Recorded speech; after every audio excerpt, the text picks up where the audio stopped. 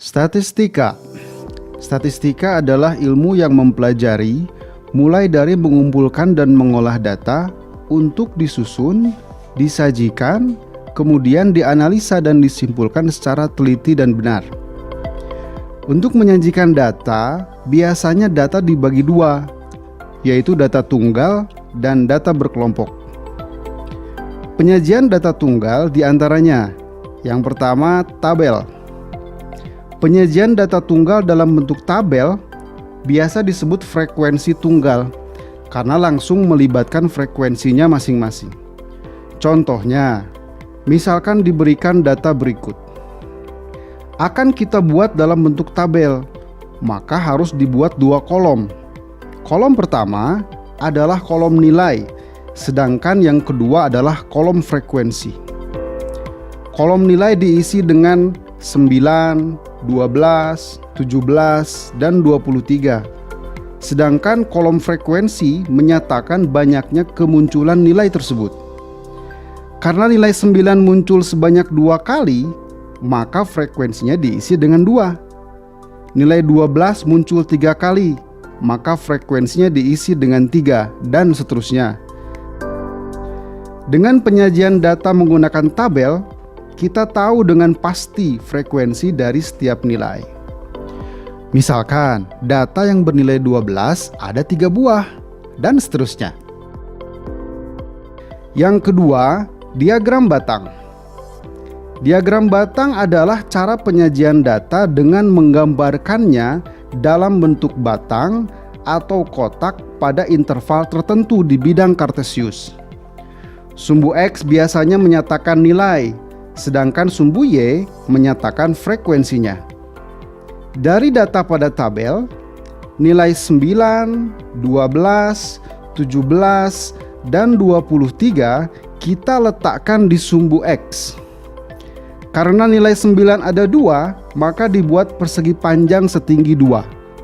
Demikian juga nilai 12 ada 3, maka dibuat persegi panjang setinggi 3, dan seterusnya. Dari diagram batang ini kita bisa lihat, semakin tinggi batangnya menunjukkan semakin banyak frekuensi dari nilai yang dimaksud. Ini lebih mudah dibandingkan membaca tabel, tapi sulit untuk mengetahui frekuensi sebenarnya.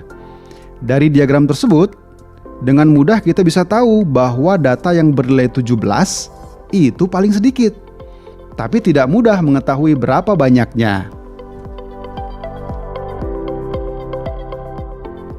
Yang ketiga, diagram garis. Diagram garis adalah penyajian data dalam bentuk garis pada bidang kartesius. Diagram ini bisa digunakan untuk menggambarkan keadaan yang berkesinambungan. Pasangan nilai frekuensi pada data dianggap sebagai koordinat X, Y pada bidang kartesius, dengan X menyatakan nilainya dan Y menyatakan frekuensinya. Sehingga kita peroleh titik-titik 9,2, 12,3, 17,1, dan 23,6. Selanjutnya, titik-titik tersebut dihubungkan sehingga membentuk garis-garis. Biasanya diagram garis ini disajikan untuk melihat tren atau kecenderungan perubahan data. Yang keempat, diagram lingkaran. Diagram lingkaran adalah penyajian data dalam bentuk lingkaran. Untuk membuatnya terlebih dahulu kita tentukan besar sudut pusat lingkaran untuk setiap nilai keseluruhan data. Dengan cara sudut A sama dengan banyak A dibagi jumlah seluruh data kali 360 derajat. Dari data dalam tabel diperoleh jumlah seluruh data ada 12. Sehingga untuk menentukan besar sudut pusat lingkaran dari masing-masing nilai adalah sebagai berikut.